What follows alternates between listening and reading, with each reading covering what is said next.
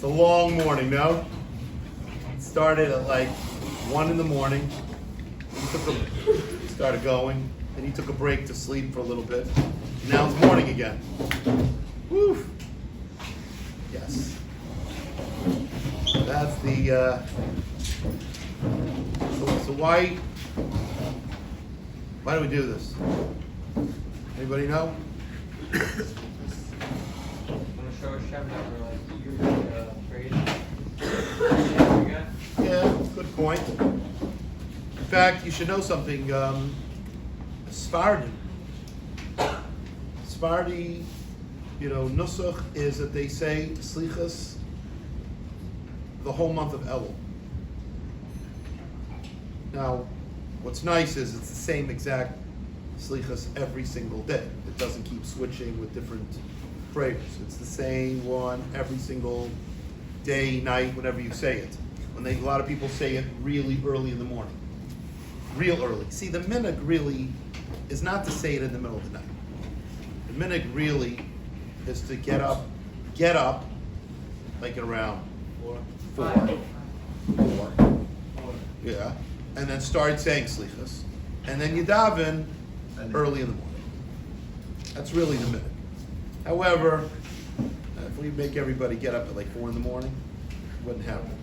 First of all, half the guys would be up anyway all night long since they were like having these little fights, till 4 in the morning. That's the minhag. The minhag is really get up early. So it's been accepted a lot of places. Instead of waiting till 4 in the morning, chaparayim, as soon as it's already morning, and it's already morning at around 1 o'clock, that's officially time that it's morning. 12. So after Chatzos, that's what people start. That's become the accepted practice in a lot of places. I'm going to tell you an interesting thing. It's not easy just to say the words, especially since they mean, even if you've got the English translation, they don't mean a whole lot. I know people who say kinnis, and they're just like, what's the point? I have no idea what the words mean, right? So it's kind of like, even if you have the translation, you're like, it's like you've got to know what the meaning is behind the words. It's like reading Chumash. Like, the words don't mean enough. Even if you know the story, it's not real. You've got to know what's really behind these words. So let me tell you, how about if somebody who can't even read? They tell over this story about this boy who, I think they tell it over about, I don't know, remember if it was the Baal Shem Tov. I think it was Baal Shem Tov, that they were waiting to daven on Rosh Hashanah, and waiting, it doesn't start. I don't remember what it was Baal Shem. Now it's coming back. It might be like Lady Yitzchak or Perditchev. My son wants to be able to tell me. No, it's a Perditchev story, whatever. So, because he's an anacle of Lady Yitzchak. So they tell over the story then. Olam's waiting, doesn't start davening. Finally, starts davening. And everybody, they finish davening. So later on, they ask what was Pshat, and he tells over. He says, in Shemayim, the gates were absolutely locked, sealed, no way to get in. Sometimes you get to these gates, and it's like, you have to roll up those gates that roll up. It's like really sealed. You can't get inside. You can bang it, this, that. Nah, much stronger than barbed wire. Thick. Roll these gates that roll up high up inside of the door. Huh? It's a store in Manhattan. It's a store in Manhattan. Yeah? All right. Yeah, well, guess what? Shemayim also has them. See, everything you got down here, they got in Shemayim. I mean, the good stuff. Anyway, so the gates were sealed. No one's getting in.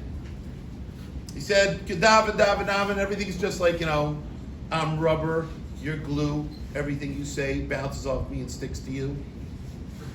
So that was going on. He says, everybody's saying tefillos and it's not going anywhere. He said, but then, finally came one tefillah, and it just like knocked the doors right open and went through. And in Mela, everything came following. And he goes, and I said, okay, quickly, now let's daven and let's say daven along. So he goes, let me tell you what the story was behind that tefillah. He said this was a boy who grew up without learning how to even read. All he knew was the aleph bays, but he couldn't read. And he was staying home. He can't read anyway. They left him at home. Finally, he felt so bad, he came to shul. He comes to shul, he picks up the machzor. He says, I can't read it. He says, all I can read is like the aleph bays. So he says, you know what I'm going to do?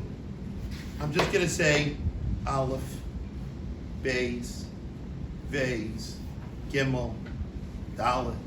He said, I'm going to say the aleph bays. He says, HaShem, you put the words together.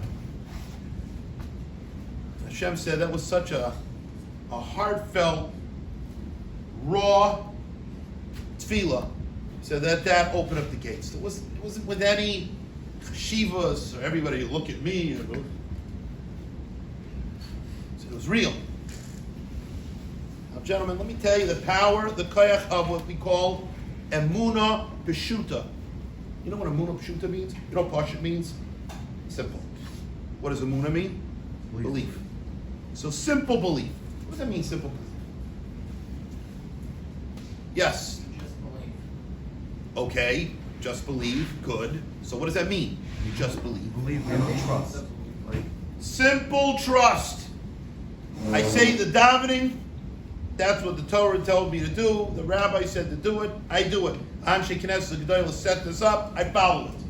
There's a path here, they tell me to follow this path, I follow the path. No questions, no guessing, no thinking maybe they're wrong. That's it. Emuna Peshuta. I'm going to tell you the power of Emuna Peshuta. It's a funny story, but it's a crazy story. During the time of the Chayze from Lublin, it's a big famous Rebbe. He had these amazing powers to see Chayze. He could see what's going on in other places. So the Chayze in Lublin told over a story that there was in many cities in Europe, the Goyim would create these pogroms. What city is your family from? In Europe, going back. Brooklyn? No. Europe. Anyway, so they would create these pogroms, they would kill people. And how did they get everybody incited? They would make these debates. They would debate people.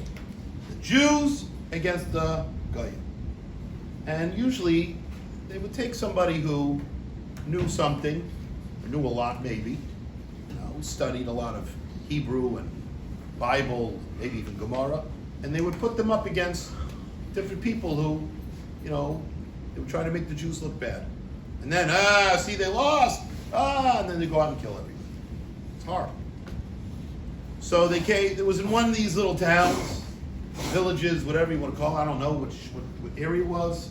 It says that they didn't really have anybody to go up and defend them in a debate. Nobody who really felt comfortable doing it because they knew, who am I? Sometimes you go into a shul and it's Mincha Shabbos afternoon, and if it's put together some minyan and the Baal Kaireh is not there, so they go, Hook and Lane, look around, and everyone's going. All of a sudden, everybody's davening, they're holding a sitter upside down, anything to not have to lane, and then so it's Kilego. Not me. They go about there.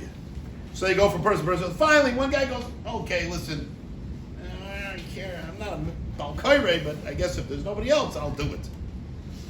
So usually he gets up there, and then there's 20 guys going, Ace! They're jumping all over him. Hey, whoa, take it easy, right? That's what happens at shuls. So meantime, this guy, nobody wanted to be the debater because they knew if I get up to debate, I'm gonna make a fool out of myself anyway. And everyone's going to die, and they're going to blame it on me.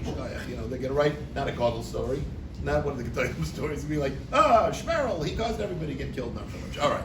So no one wanted to be that guy. Finally, one guy, simple tailor, he goes, fine, I'll debate. This guy, simple tailor, he can't even read, barely can read Hebrew. Simple guy. And he's going to debate? All right, but no one else wanted to do it. It's like that Baal Kairek. Nobody goes, okay, fine, get up there, debate, you know. He'll be the first one they'll kill, you know what I mean? Fine. So he gets up there, and he's defending Klal Yisrael, defending all these people. Finally comes to debate. And the Goyim say, okay, you go first. So he says, what does it mean, Eini Yedea?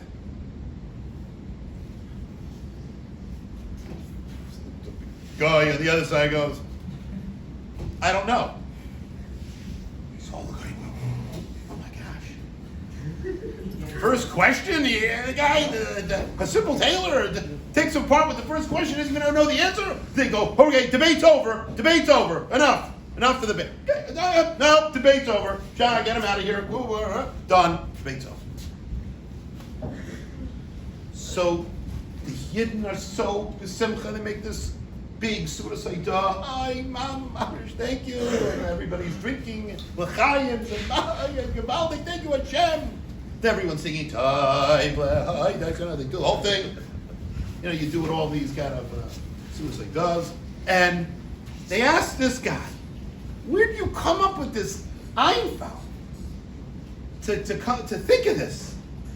So he says, it's simple. He goes, I said,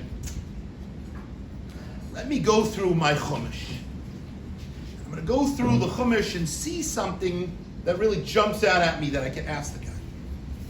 He goes, and I'm looking at my Yiddish Taich, because I don't know what the words mean. So I'm reading through the Yiddish Taich, and it says, all of a sudden, Ich weiß nicht. So he goes, I'm thinking to myself, if the Yiddish Taich doesn't know what it means, then for sure this guy's not going to know what it means. And what does it say? Eini Yedea. Ich weiß nicht. If they don't even know what the words Eini Yedea means, he's not going to even know what those words mean. So those were the words I asked him, because the Yiddish Taich didn't even know it. Now, everybody looked at him.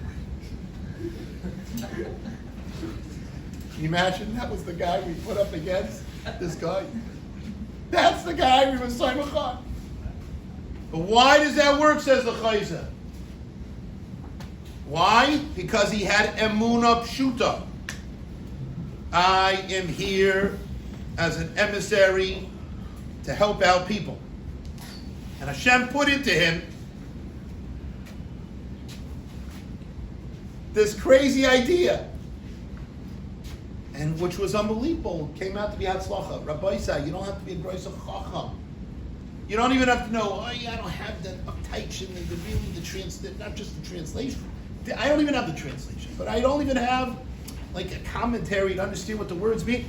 You say the words. HaShem will do the rest. If you come with a Emuna Peshuta, you say, HaShem, I want to have a good year. I want to have my family and friends and Klal Yisrael have a good year, and I want to include myself with everybody else.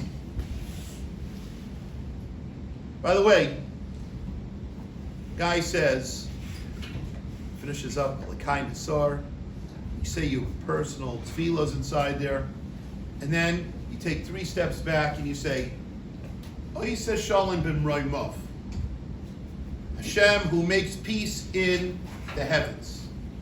Hu Yaseh Shalom Aleinu, make peace on us. Doesn't say on me. Yaseh Shalom Aleinu. And then he goes one step further, and he goes, Ve'al Kol Yisrael. Include yourself with everybody. You daven for everybody else. That is Mamish Emuna Peshuta. You say, I am not davening for me. I'm davening for everybody. I'm davening for my family. I'm davening for my friends. I'm even davening for the kid in camp who I couldn't stand. Davening for everybody. The Al Kol Yisrael. I mean, there are some guys that you don't like. That's the famous joke. They always say over. Yaska guy, what does he say about the Jews? He says, the Jews, I hate them all. Kill all the Jews. They go, really? What about Moshe Schwartz? Oh, Moshe Schwartz, he's a good guy. You're fine. What about Rubenfeld? Sam's a good guy. Okay, fine, I got it. What about this guy? Oh, that guy's a good guy too. What about him? Okay, fine. You start asking him, start telling you names. Oh, that guy's a good guy. I got it. But by the Yidden, you say to them, dude, what do you think of the Yidden? You ask a nice little guy. He goes, you asked me about Klal Yisrael. Mi ka'amcha Yisrael. Klal Yisrael's the greatest. They go, and what about Schwartz? That guy's a big get. And what about Ruben? Rubenfeld. That's what they say. So of course we all have our little schmerals or whatever it is that drive us crazy and chepper us, and we go, that guy's a schmender. But no, when you're davening, what are we going to say? We're going to get to our service, make tshuva, and what are we going to start sticking in? Zochreinu, l'chaim tov, melech because veinu. We're going to keep saying about new, all of us. Avinu, Malkeinu. Now, some people say Avini, Malkaini, mine. No. But really, it means Avinu, Malkeinu. That's what it means. For us, our King, our Father, it's our. It's me. I'm part of the whole group. Rabbi Salfer, Emuna, Peshuta, here to help. You're having in mind everybody. It's not me. I'm davening. Everybody should have a good year. Forgive everybody. And HaShem says, you'll have a great year. All right, let's take God. Let's have a great year.